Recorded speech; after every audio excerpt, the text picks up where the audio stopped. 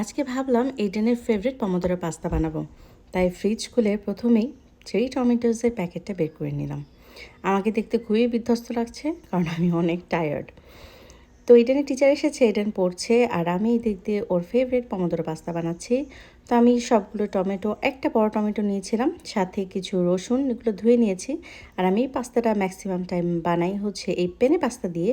আর আমি বারিলার এই পেনে পাস্তাটাই সবসময় ইউজ করি, কারণ বারিলার পাস্তাগুলো খুবই মজা হয়। তো আমি এখানে গরম করে পানি গরম করে তারপর সেখানে পাস্তাগুলো সিদ্ধ করতে দিলাম, লবণ আর একটু তেল দিয়েছিলাম।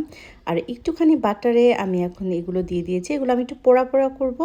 তারপরে এরকম করে আমি ব্লেন্ড করে নিব সুন্দর করে।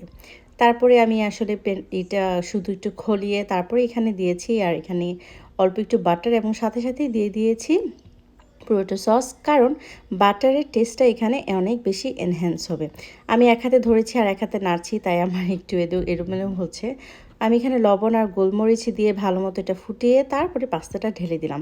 এটা বানাতে লিটারেলি 5 to 10 মিনিটস লাগে, যতটুকু সময় লাগে শুধু সিদ্ধ হতে আর ব্লেন্ড করতে, এছাড়া কিন্তু আর কোনো সময় লাগে না। লাস্টে একটু অরিগানো দিয়ে দিলাম, এই তো মজাদার পাস্তা রেডি। আর আমি খেয়েছি এটা স্যালমনের সাথে।